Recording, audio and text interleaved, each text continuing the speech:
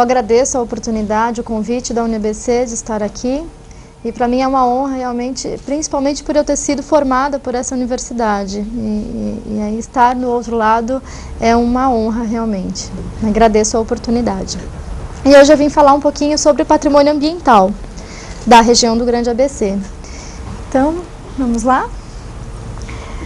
Bom, acredito que não dê para falar de patrimônio ambiental se não falarmos do bioma em que estamos inseridos, né? Estamos inseridos na Mata Atlântica, uma mata que já foi desmatada ao longo desses 500 e tantos anos e que já foi muito prejudicada. A gente pode ver aqui, nesses dois mapas, a diferença de pigmentação.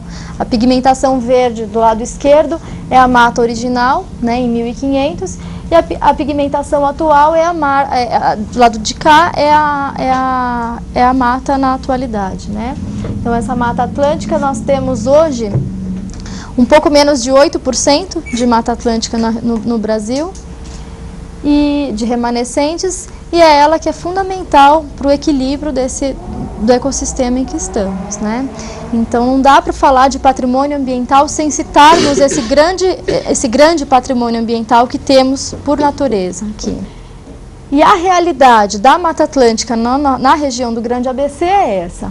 Atualmente eu fiz esse mapa aqui, ele mostra, né, a região do Grande ABC, todinho recortado já em vermelho.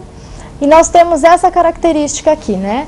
São Bernardo do Campo, 42%, um pouquinho mais de 42% da quantidade original.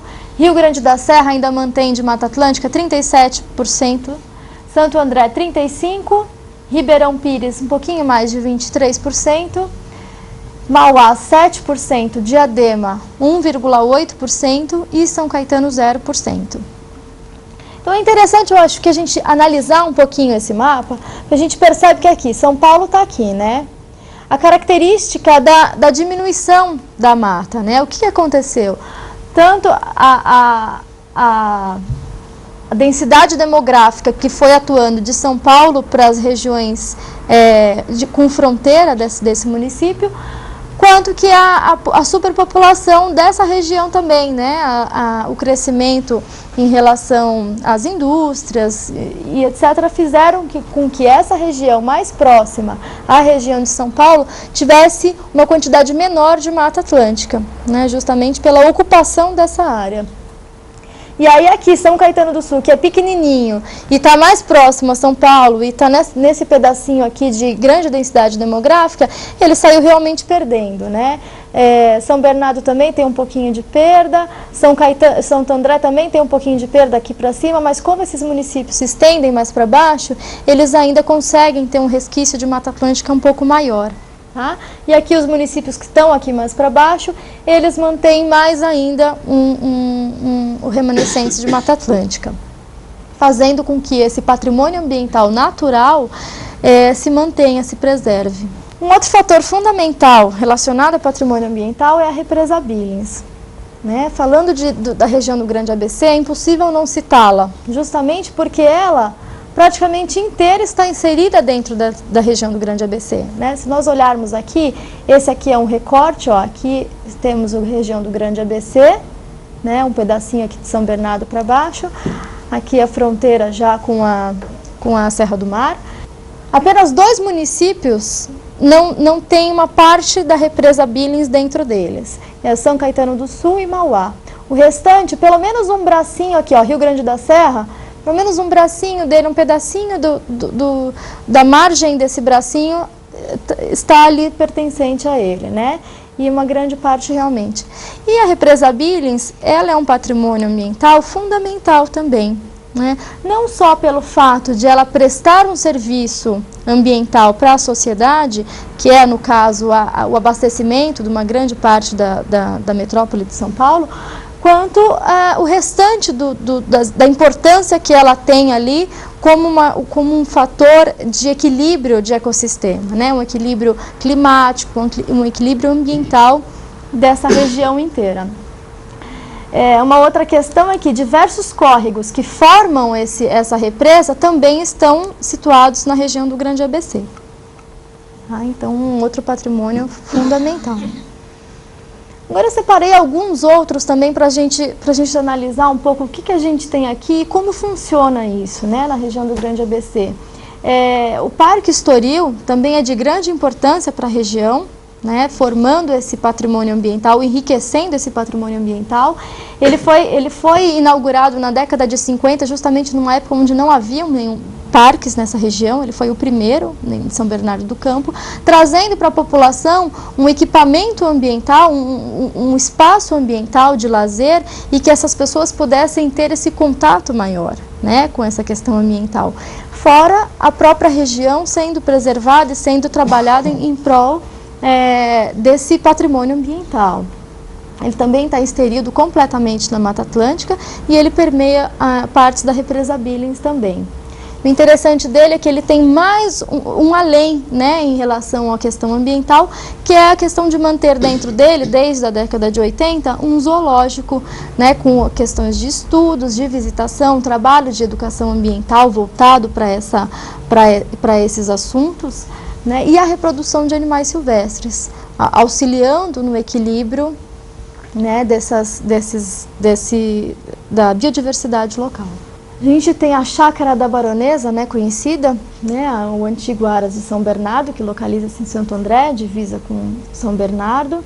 E ele é uma área conhecida como o pulmão verde dessa região, justamente por ter, né, 350 mil metros quadrados de ainda pedaços de mata nativa, né, pedaços, espécies de mata atlântica dentro dessa região, fortalecendo essa questão da biodiversidade e essa questão de manter o equilíbrio da região, né, a troca de oxigênio, enfim, uma série de ações que esses espaços produzem, que fazem com que auxiliem na regeneração e no cuidado com essa questão ambiental, né.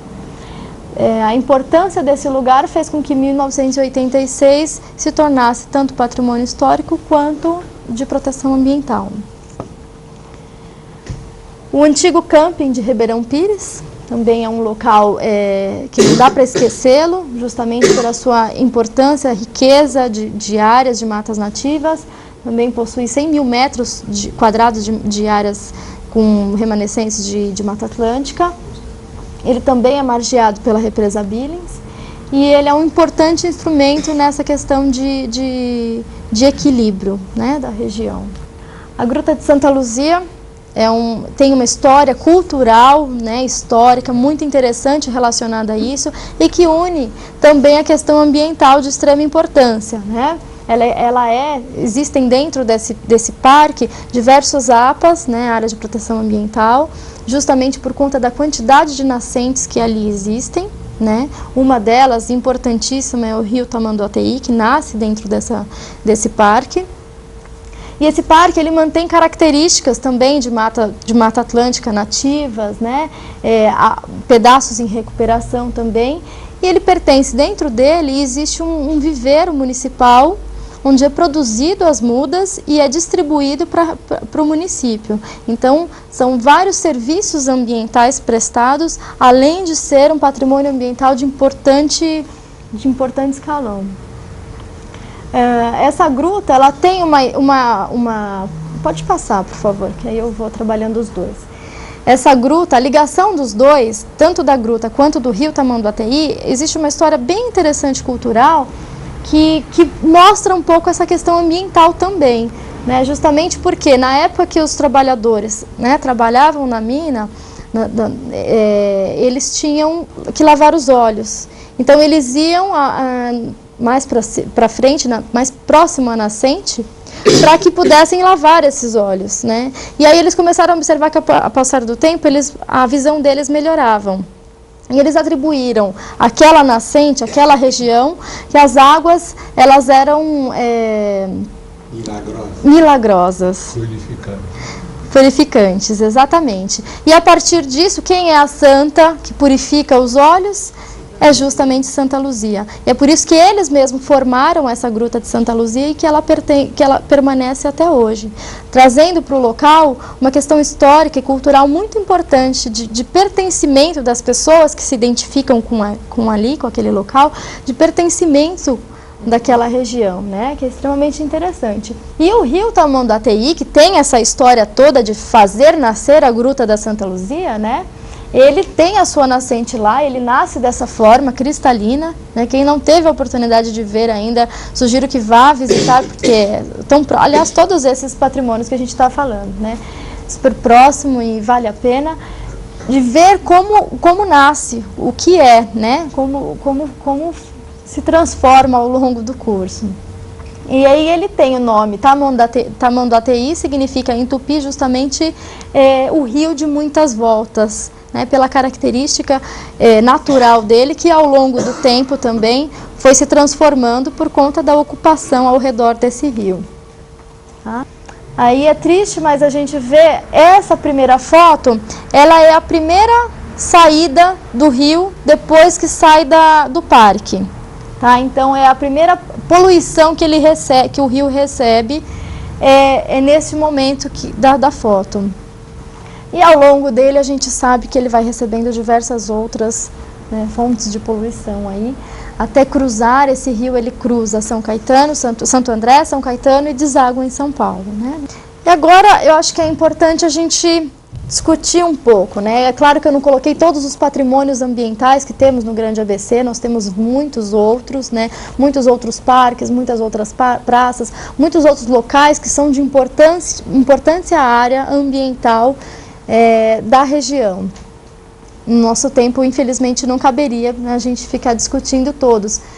Mas alguns que eu coloquei, dá para a gente fazer um questionamento, né, e uma reflexão da importância, né, dessas áreas. O que torna essas áreas tão importantes para uma região, para um determinado município, para uma determinada região, né? É justamente manter o equilíbrio, né, desse ambiente, porque o ambiente ele funciona de que forma? Uma cadeia, né? É uma teia. Aquela teia, imaginamos uma teia de aranha e a gente imagina puxar de um lado e o outro lado vai indo junto. Então a gente manter as áreas, despreservando, né, tirando essa preservação das áreas, o que acontece? A gente está tirando a oportunidade de termos biodiversidade, né? Quanto menos diversidade biológica a gente tem numa determinada área, mais difícil se torna dessa área se regenerar. Justamente por conta dessa teia. A gente puxa de um lado, o mesmo lado vai, o outro lado, o oposto, também caminha junto.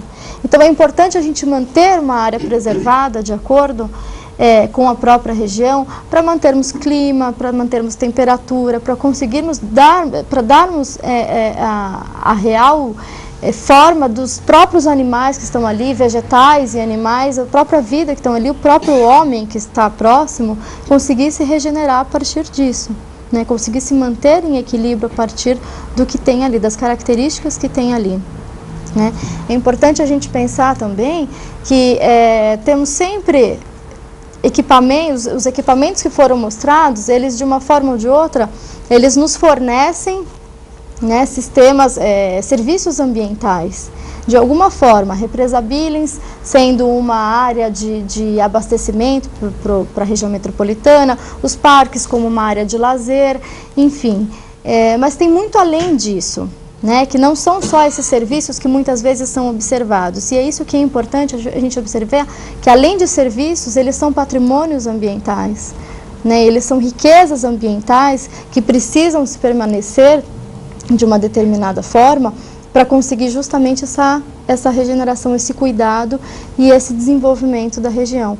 O tão difícil, a dificuldade do século, que tanto falamos, né, em alcance dessa sustentabilidade, em desenvolver de forma que seja sustentável, esbarra nesse assunto, né, esbarra a gente conseguir manter espaços verdes, áreas de preservação, áreas que possam se regenerar, tanto para as pessoas conseguirem se aproximarem dessas áreas, quanto a gente conseguir manter esses ambientes equilibrados, né? As pessoas, quando se aproximam, uma pessoa que conhece uma determinada área, que se sente pertencente daquilo, naturalmente ela preserva.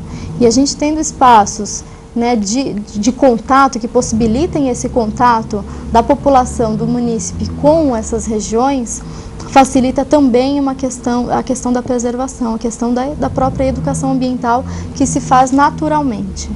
E é justamente, né, os serviços ambientais, justamente eles são prestados de uma forma adequada quando a biodiversidade é preservada. Então, é uma bola de neve, né? Os serviços conseguem ser prestados quando existe uma preservação, e existe uma preservação quando tem os serviços prestados adequadamente. Então, espero que vocês consigam refletir também, refletir sobre isso que a gente discutiu um pouquinho. Agradeço a oportunidade, mais uma vez, e que vocês possam visitar, quem ainda não conhece os poucos lugares que a gente conversou, vocês possam visitar, né, esses lugares para ter mais contato mesmo com a nossa própria região, enriquecendo, né, quanto a nossa região é rica, o Grande ABC. Obrigada.